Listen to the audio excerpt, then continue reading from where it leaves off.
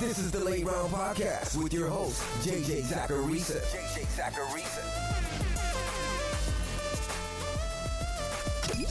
What's up, everyone? It's JJ Zacharisa, and this is episode 811 of the Late Round Fantasy Football Podcast, sponsored by FanDuel.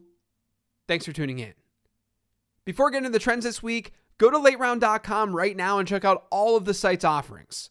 There's a Patreon, there's this podcast, there's a totally free newsletter, and then there's the prospect and draft guides. Again, that's lateround.com. Okay, let's do this.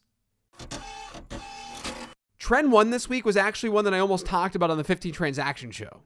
It's just not quite there yet. The player I'm about to talk about, he's more than likely going to get through this round of waivers. But the Patriots need a spark offensively. They're 24th in total touchdowns this year. They're dead last in the league in numberFire's expected points model offensively, which adjusts for strength of opponent. On the season, New England has 9 players who have run 40 or more routes. The player who leads that group in yards per route run by far is rookie Demario Douglas.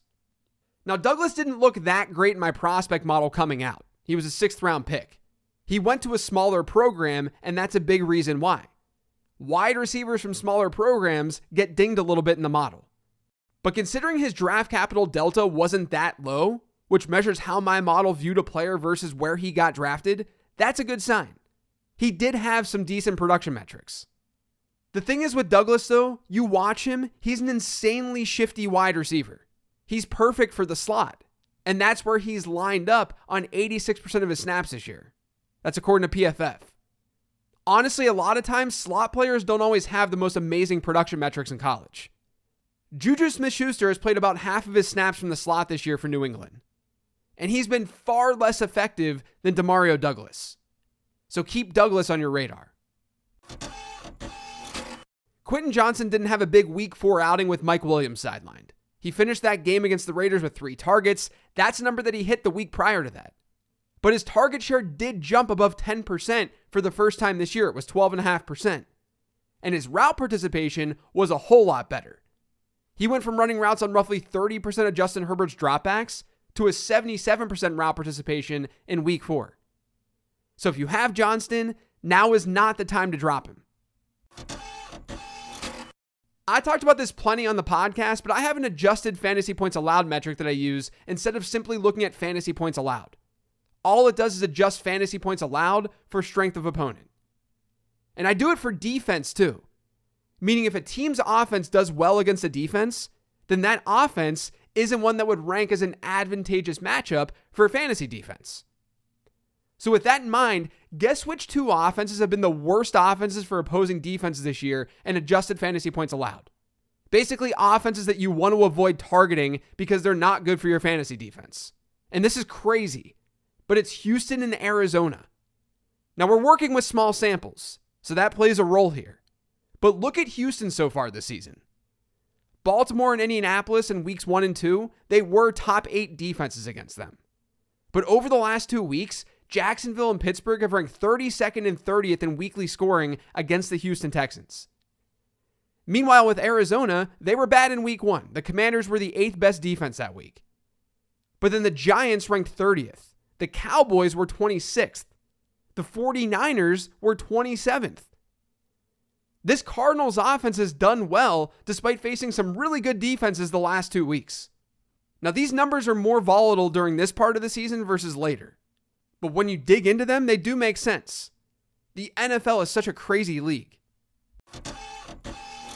Now, speaking of Houston, everyone's rightfully excited about CJ Stroud, who's looking like a complete stud. But that Texans defense has been low-key good this year. From a fantasy perspective, they have back-to-back top 10 performances. According to Next Gen Stats, Houston now ranks first in air yards and air yards per attempt allowed. So they're forcing teams to dink and dunk. But they're also 11th in passing EPA per dropback allowed. They're 8th in rushing yards over expected per rush allowed. They're 3rd in pressure rate. This isn't the cake matchup that many expected entering the year. This is a very, very well-coached team. My prospect model liked Jalen Hyatt. I ended up ranking him ahead of consensus with my rookie rankings as a result. And he's gotten off to a slow start. largely because he's not playing a lot. But he saw his snap share rise from 29% in week 3 to 60% in week 4. His route participation, it increased to 60% when his previous season high was around 40%. He's someone that you might want to consider stashing right now. The Giants clearly need to change something up offensively. And yes, you should continue to add Wan'Dale Robinson. Kellen Moore's no longer working for Dallas, and we're seeing a change in how that offense is operating. They've had some really weird game scripts. Let's throw that out there first. But Dallas is currently dead last in air yards per attempt across the league. The only starter with fewer air yards than Dak Prescott, who's played 4 games this year, is Lamar Jackson. But since Dallas has thrown the ball more, their air yards per attempt rate is last. According to FantasyLife.com's utilization report, which is totally free, by the way, any of you guys can see this. But according to Fantasy Life's utilization report, Prescott is last in average depth of target with Joe Burrow and Bryce Young just ahead of him.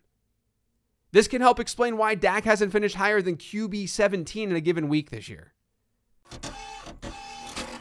The Falcons are throwing the ball more than last year. Over the last 2 games, they've had pass rates of 59% and 66% because of game script. That's at least good to see. Kyle Pitts, though, is still struggling. Pitts has been outplayed by Jonnu Smith to start the season. Part of the reason for that is how those 2 players are used. Jonnu Smith has lined up out wide on 15% of his routes run. That's according to PFF. That number's doubled for Pitts. And according to Fantasy Life, 80% of Jonnu Smith's targets have been catchable. For Kyle Pitts, that's 60%. Now keep in mind, Pitts hasn't been 100% this year. He's not healthy. I still don't think he's a buy low or anything right now, but he at least has some reason for such a bad start. Terry McLaurin has now seen his target share increase each week this season. It was about 14% in week 1, then 18%, then 21%, and then 26% this past week against Philadelphia. On the season, though, Washington ranks barely above average in wide receiver target share, which is completely wild when you consider their personnel. But there is reason for optimism with McLaurin because of this uptick in target share.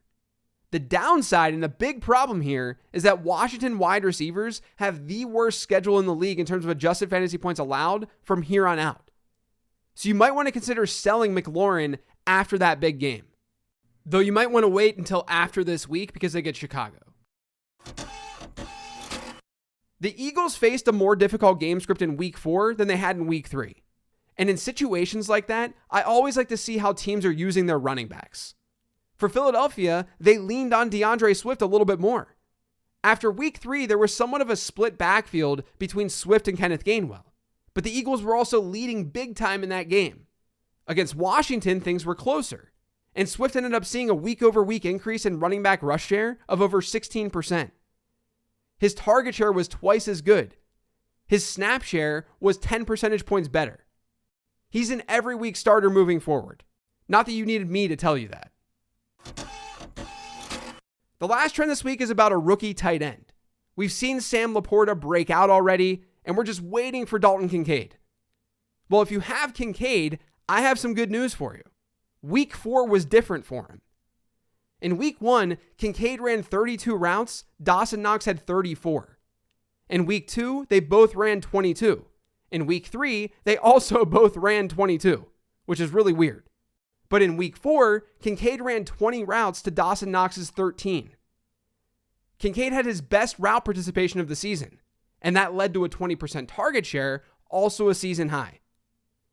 Most of us are struggling at tight end. If the person in your league with Kincaid is frustrated, it could be a nice time to buy him super low.